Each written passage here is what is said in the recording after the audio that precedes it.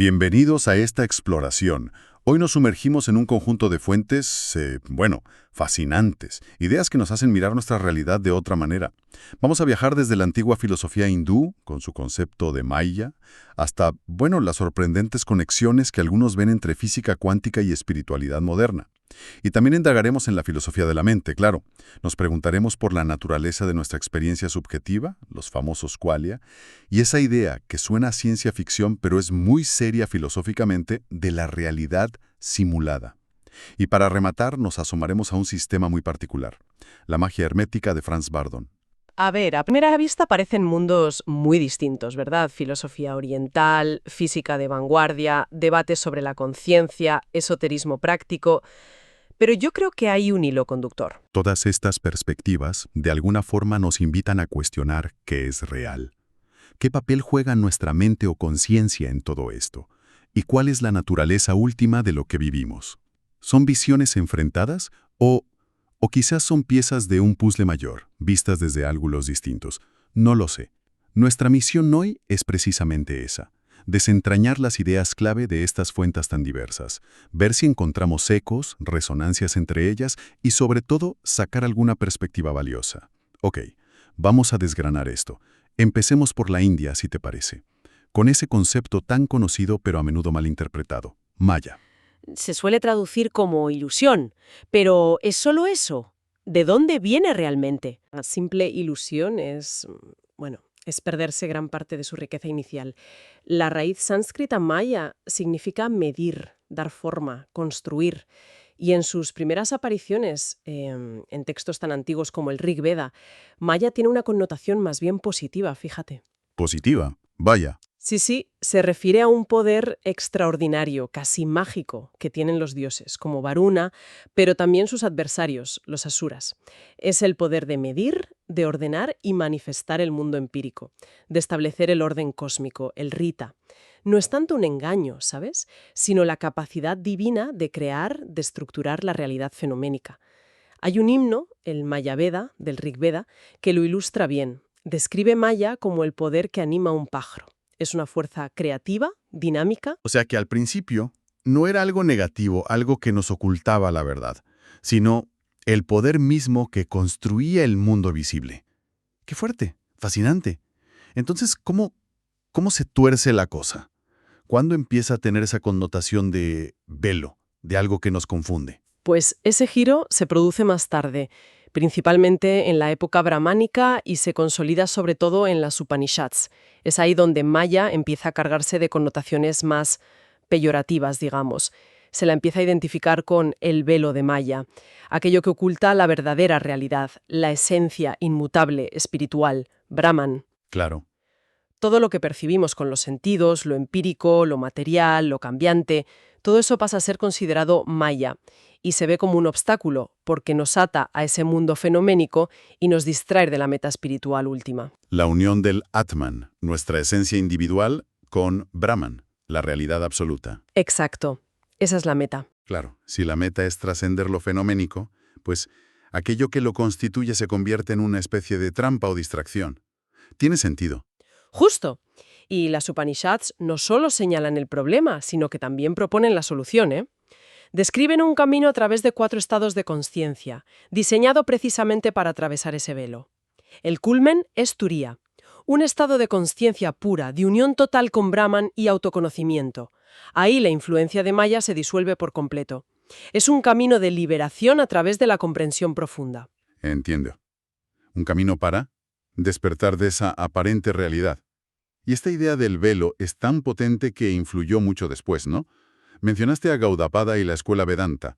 ¿Cómo profundizaron ellos en esto? Sí, Gaudapada, que es una figura clave, precursora del Vedanta Advaita. Bueno, él lleva la idea de Maya un paso más allá. Y es un paso bastante radical, la verdad. Para él, Maya no es simplemente una ilusión que nos engaña sobre la naturaleza real de las cosas. Afirma que lo que Maya representa, el mundo empírico, la multiplicidad, es directamente irreal. ¿Irreal? ¿Cómo que irreal? Sí, que carece de sustancia ontológica propia. La única realidad verdadera es Brahman, que es uno e inmutable. Todo lo demás no es real en ese mismo sentido. Pero, eso plantea una pregunta difícil. Si Brahman es lo único real, ¿cómo puede surgir algo irreal como Maya? ¿Genera Brahman la irrealidad? Suena a contradicción. Precisamente. Es la gran paradoja. Y para resolverla, Gaudapada introduce un concepto sutil: el jiva. El jiva es, digamos, el reflejo del Atman, la conciencia pura, en el plano empírico, la conciencia individualizada que experimenta el mundo. Pero, y aquí está la clave, Gaudapada sostiene que el jiva mismo es parte de la ilusión, es una proyección irreal. Ah, vale. Por lo tanto, es esta conciencia individual, ilusoria, jiva, la que genera y experimenta las irrealidades de Maya, no Brahman directamente. Entiendo. Es el jiva el que está atrapado en la irrealidad que él mismo, en cierto modo, proyecta. Algo así. Más tarde, el gran filósofo Shankara sistematizará estas ideas del Vedanta Advaita. Verá a Maya como el obstáculo fundamental, práctico y epistemológico que hay que superar mediante el jnana, el conocimiento discriminativo, para alcanzar la moksha, la liberación. Una solución metafísica elegante, desde luego, aunque compleja. ¿Y mencionaste que Schopenhauer recogió el testigo en Occidente? Sí, Schopenhauer quedó fascinado por las filosofías orientales que empezaban a conocerse en Europa en su época. Adoptó el término velo de Maya y lo integró en su propio sistema filosófico. Para él, el velo de Maya es la representación, el mundo tal como lo percibimos, que oculta la realidad fundamental subyacente, la voluntad ciega e irracional. Ajá. En líneas generales, capta bien la idea de una realidad aparente que vela a otra más profunda, pero claro, le añade matices propios de su filosofía. Asocia el estar atrapado en la representación con el sufrimiento, el apego, los deseos insaciables de la voluntad. Estas connotaciones éticas y pesimistas no son el foco principal en la tradición hindú clásica, que es más metafísica, centrada en el conocimiento. Usa el concepto, sí, pero lo adapta a su marco. Interesante cómo las ideas viajan y se transforman, ¿verdad? Al cruzar culturas y sistemas filosóficos. Bueno, demos un salto ahora. Vayamos a la ciencia y la filosofía más contemporáneas. Aquí es donde la cosa se pone, bueno, realmente extraña. Sobre todo con la física cuántica. Se habla mucho de cómo desafía nuestra idea de una realidad sólida, objetiva, ahí fuera esperándonos. Desde luego. La física cuántica nos revela un mundo subatómico que funciona con reglas, bueno, totalmente antiintuitivas. Uno de los aspectos más desconcertantes es el famoso efecto observador. Resulta que las partículas cuánticas, como los electrones, no parecen tener propiedades definidas como una posición o velocidad concretas hasta que intentamos medirlas u observarlas. Eso es. Es como si existieran en un estado de múltiples posibilidades a la vez, superposición, y el acto de medir obligara a la partícula a elegir una de ellas. Y eso es lo alucinante, ¿no? Que la realidad a ese nivel tan fundamental parece no estar fija ahí fuera, esperando a ser descubierta, sino que nuestra interacción, nuestra observación, juega un papel activo en definirla. Choca frontalmente con la intuición clásica, vamos. Totalmente. Y esta idea ha resonado, enormemente fuera de la física. Especialmente en círculos de espiritualidad moderna. A menudo se interpreta como una prueba de que la conciencia, nuestros pensamientos, intenciones, el propio acto de ser conscientes, no es un mero espectador pasivo del universo, Sino que participa. sino que participa, de alguna manera, en la manifestación de la realidad. Es como si la conciencia colapsara ese campo de posibilidades cuánticas en una realidad experimentada. Y hay intentos de darle una base más científica, digamos, a esta conexión entre conciencia y cuántica. Sí, aunque son teorías especulativas y muy debatidas en la comunidad científica, ¿eh? Una de las más conocidas es la de Stuart Hameroff, que es anestesiólogo, y Sir Roger Penrose, físico y matemático. Proponen la teoría ORCH-OR, Orchestrated Objective Reduction. Sugieren que la conciencia no surge de la computación neuronal clásica, sino de procesos cuánticos que ocurren dentro de unas estructuras en las neuronas llamadas microtúbulos. Microtúbulos, vale. Argumentan que el cerebro podría ser una especie de ordenador cuántico. Es una idea muy potente, aunque controvertida. Además, otro fenómeno cuántico, el entrelazamiento, esa conexión fantasmal a distancia, como decía Einstein, donde dos partículas quedan vinculadas y comparten destino instantáneamente, sin importar la distancia. Sí, eso es increíble. Pues a veces se invoca como posible explicación física para conceptos como la sincronicidad, la telepatía o esa sensación de unidad e interconexión universal que describen muchas tradiciones espirituales. Esa idea de interconexión resuena mucho con lo que veíamos en la filosofía hindú con Atman y Brahman, ¿verdad? Exacto. Y todo esto nos lleva de cabeza a uno de los mayores misterios filosóficos, la propia experiencia subjetiva, eso que llaman qualia. Exactamente. Los qualia. Es el plural de quale. Son las cualidades subjetivas, sentidas, de nuestras experiencias conscientes. Es el cómo se siente. No sé, ver el color rojo, oler una rosa, saborear chocolate, sentir dolor o alegría. Es la experiencia fenoménica en primera persona, lo que se siente desde dentro. Y este es el núcleo del llamado problema mente-cuerpo. El gran problema. Claro. ¿Cómo puede un objeto físico como el cerebro, con sus neuronas, sus químicos, dar lugar a esta riqueza de experiencia subjetiva, a estos qualia? El dualismo cartesiano proponía dos sustancias, mente y materia, pero ¿cómo interactúan? Ahí estaba el lío. Y el materialismo fisicalista intenta reducir la mente a procesos cerebrales, pero entonces se topa con lo que el filósofo David Chalmers llamó el problema difícil de la conciencia. El hard problem. Eso es. ¿Por qué y cómo la actividad física del cerebro genera una vivencia subjetiva? Un cómo se siente ser. No solo procesar información, sino sentir. El experimento mental de Mary's Room, la habitación de Mary, ilustra esto muy bien, ¿no? Sí, es un clásico. Imagina a Mary, una neurocientífica brillante. Ha pasado toda su vida en una habitación en blanco y negro, pero ha aprendido absolutamente todo lo que se puede saber objetivamente sobre la física de la luz, la fisiología del ojo, el procesamiento neuronal del color. Conoce todas las ecuaciones, todos los datos. Lo sabe todo, pero en teoría. Exacto. La pregunta es, si un día sale de la habitación y ve un tomate rojo por primera vez, ¿aprende algo nuevo? Pues, intuitivamente yo diría que sí. Aprende cómo es ver el rojo. Claro. Experimenta el qualia del rojo. Si esto es así, significa que el conocimiento puramente físico y objetivo no captura toda la realidad de la experiencia consciente. Hay algo más, la cualidad subjetiva. Vale. Entonces tenemos una realidad física que a nivel cuántico es extraña, parece depender del observador, y una conciencia subjetiva que es fundamental para nuestra experiencia, pero difícil de explicar científicamente. Si juntamos estas dos piezas, la idea de que nuestra realidad podría ser una construcción, bueno, empieza a sonar menos descabellada.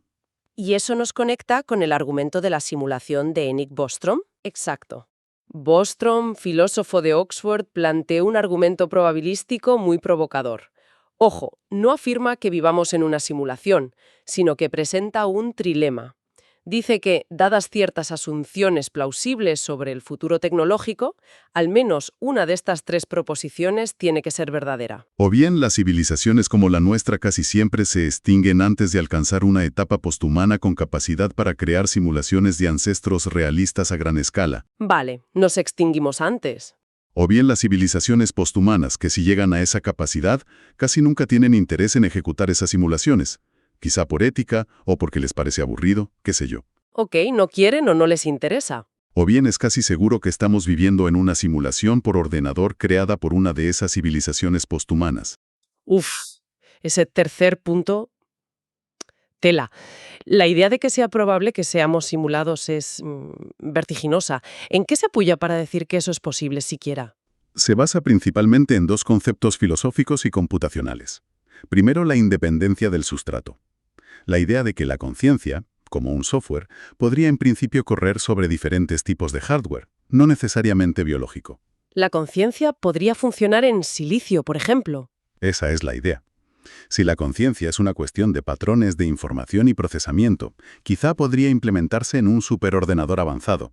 Segundo, el funcionalismo en filosofía de la mente.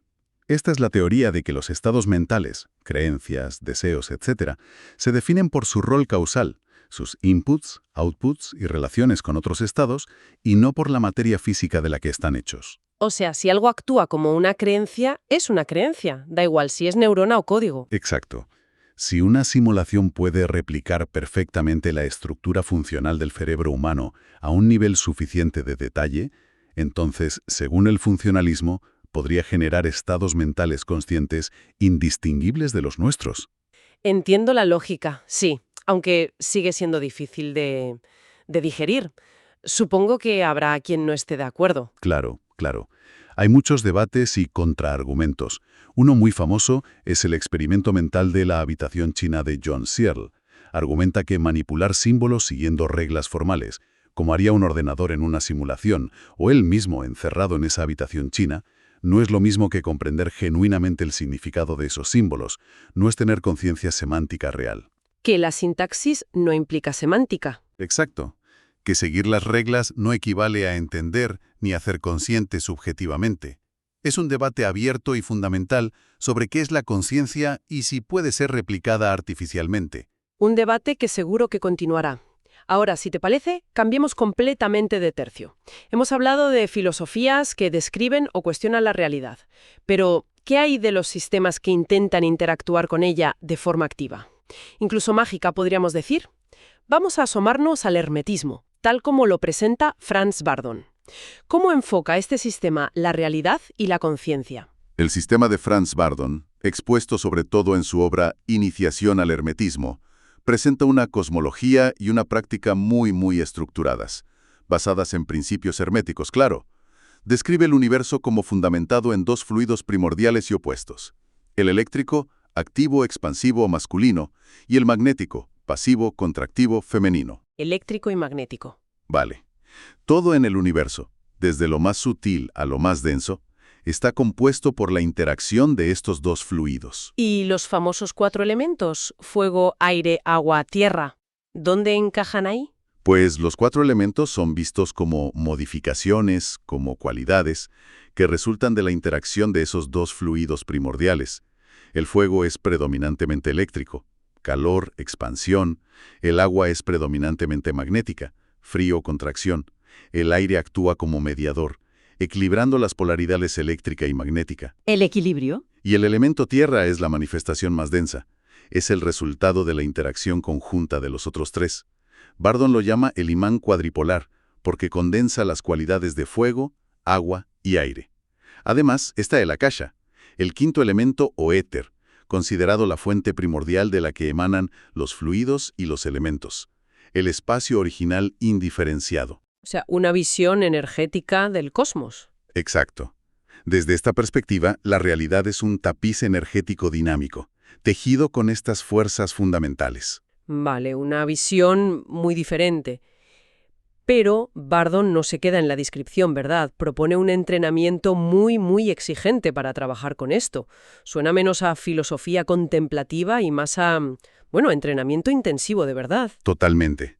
El camino que propone en Iniciación al Hermetismo, que se suele llamar IEH, es extremadamente riguroso y progresivo, dividido en 10 pasos, y se basa en 3 pilares de entrenamiento que se hacen a la vez.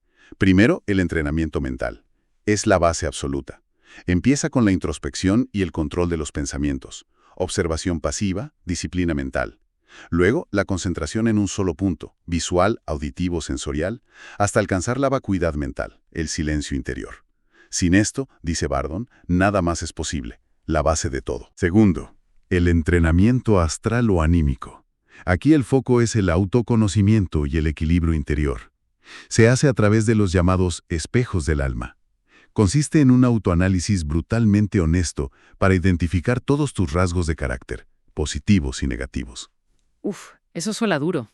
Lo es. Hay que clasificarlos según los 4 elementos y trabajar para equilibrarlos. Transmutar los negativos, fortalecer los positivos, hasta alcanzar una armonía elemental interna. Requiere una introspección radical. Y tercero, el entrenamiento físico, que no se refiere tanto al ejercicio físico normal, sino a prácticas para dominar el cuerpo físico y energético. ¿Cómo qué? Pues incluye la respiración consciente y profunda.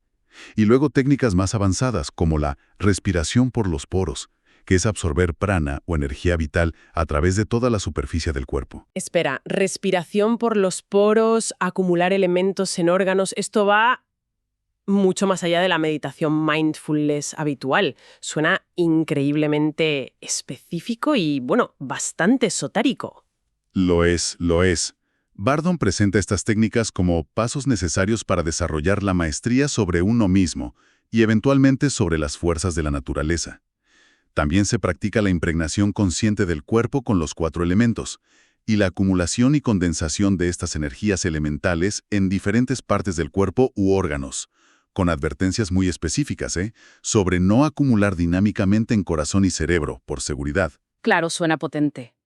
Y el entrenamiento físico también incluye desarrollar la capacidad de transferir la conciencia, primero dentro del propio cuerpo, a un dedo, a un órgano, y luego fuera de él, a objetos, plantas, animales, incluso otras personas, para experimentar el mundo desde su perspectiva. Vaya tela.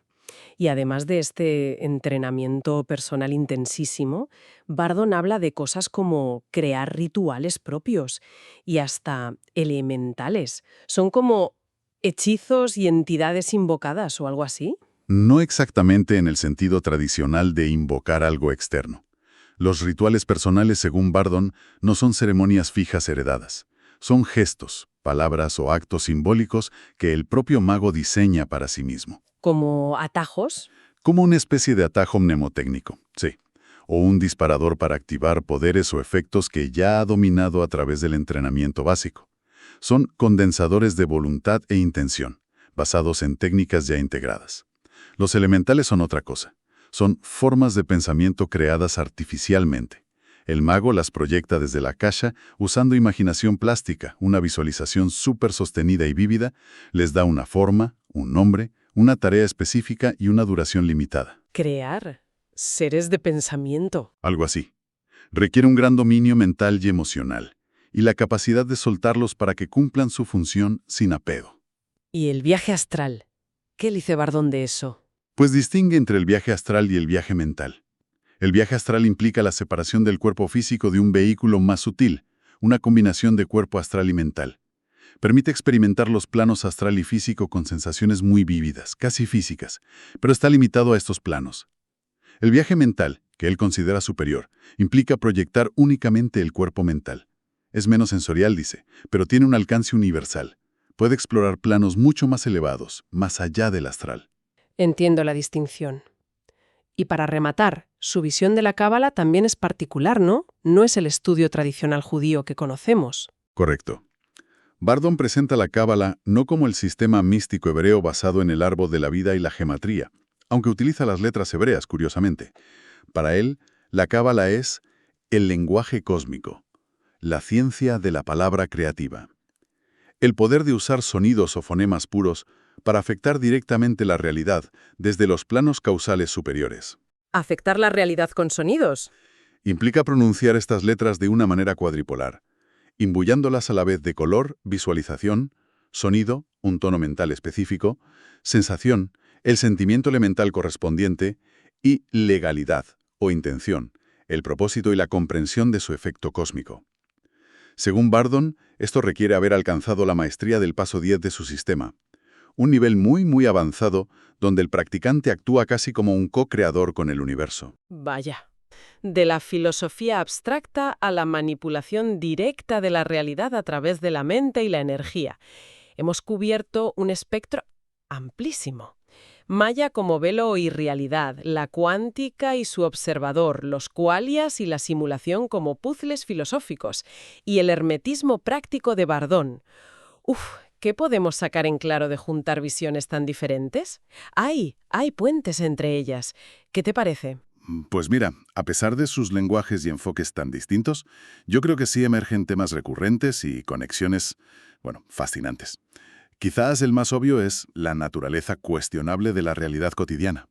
Sí, eso está clarísimo. Todas estas perspectivas, desde ángulos muy diversos, nos invitan a dudar de la solidez, la objetividad, la independencia del mundo tal como lo percibimos normalmente. Es una ilusión que vela a Brahman, Maya. Es un campo de probabilidades que definimos al observar, Quanta. Es una simulación digital, Bostrom. O es un flujo energético moldeable por la conciencia entrenada, hermetismo. Todas nos dicen a su manera, ojo, que lo que ves no es todo lo que hay, ni es tan simple como parece. Sí, ese tema de cuestionar la realidad por defecto es un hilo clarísimo que las une. Es impactante. Otro tema central es el papel protagonista de la conciencia o la mente. Lejos de ser un mero epifenómeno, un producto secundario pasivo del cerebro, como sugiere un materialismo estricto. Aquí la conciencia es clave. Exacto. En estas visiones, la conciencia adquiere un rol mucho más activo y fundamental. En la cuántica, parece interactuar con la materia, el efecto observador. En la filosofía de la mente, es la sede de la experiencia subjetiva que define nuestra realidad vivida, los Walia. En el hinduismo, es el Atman que busca unirse a Brahman, y en el hermetismo de Bardón, la mente entrenada es la herramienta clave para comprender y potencialmente influir o crear la realidad. Disciplina mental, elementales, la cábala de Bardón. Totalmente. La conciencia no es un espectador, sino un jugador clave, sea observando, experimentando o incluso creando. Eso también resuena en todas ellas. Un tercer punto de conexión, creo, es la idea de una interconexión fundamental. A pesar de la aparente separación de las cosas y los seres, en nuestra experiencia diaria, muchas de estas tradiciones apuntan a una unidad subyacente. Sí, eso también. La meta del Vedanta es la realización de la no dualidad Atman-Brahman. La física cuántica nos habla de entrelazamiento, de conexiones no locales. El hermetismo postula una base común para todo, fluidos, elementos, que emana de una fuente única, el Akasha.